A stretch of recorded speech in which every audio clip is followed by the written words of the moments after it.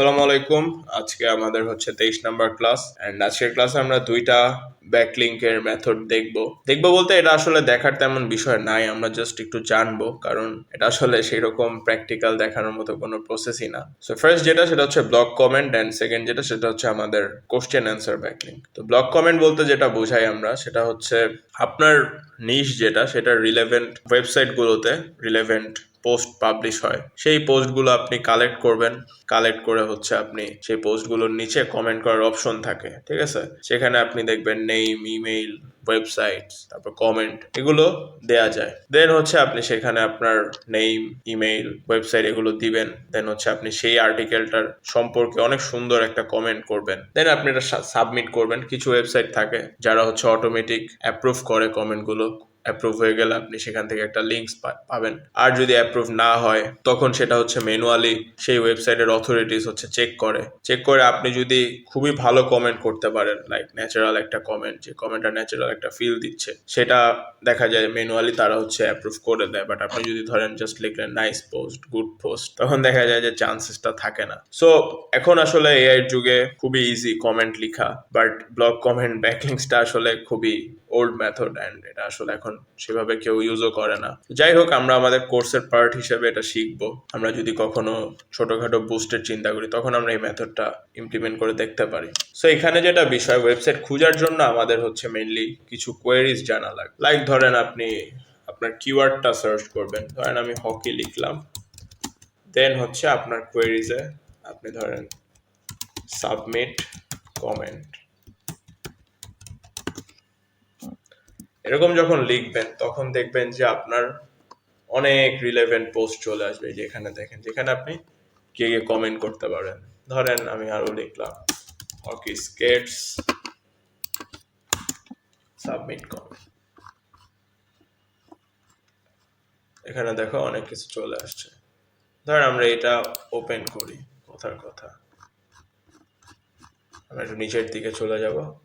দেখেন এখানে লিভ এ কমেন্টের একটা অপশন আছে, ঠিক আছে না? এখানে কমেন্ট অফ করে রাখছে। ওকে,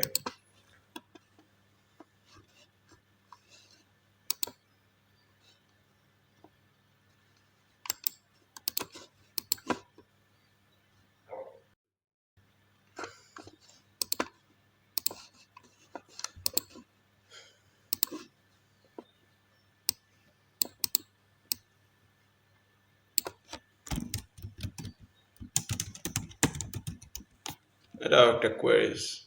ওকে,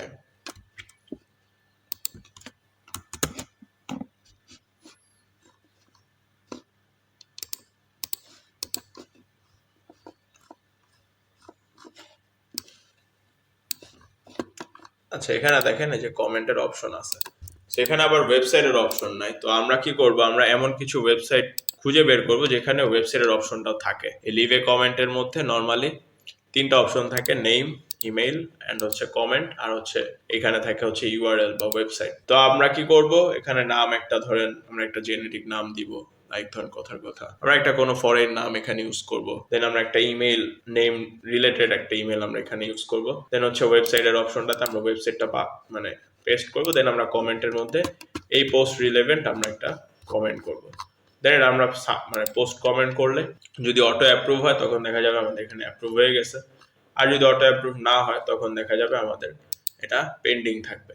অ্যান্ড এটা অথরিটি হচ্ছে চেক করে তাদের যদি মনে হয় যে আচ্ছা এটা ন্যাচারাল একটা কমেন্ট, অ্যাকচুয়ালি সে মানে পড়ছে আর্টিকেলটা, তখন দেখা যাবে যে কমেন্টটা হচ্ছে পাবলিশ করে। অ্যান্ড পাবলিশ করার পরে সেখান থেকে আমরা একটা লিঙ্কস পাই। ওই ওয়েবসাইট যেহেতু আমরা সাবমিট করলাম তখন দেখা যায় আমাদের নামের মধ্যে ক্লিকেবল থাকে, নামের মধ্যে আমাদের লিঙ্কটা থাকে। এটাকে আমরা বলতেছি হচ্ছে আমাদের ব্লক কমেন্ট। তো আশা করি আপনারা বুঝতে পারছেন।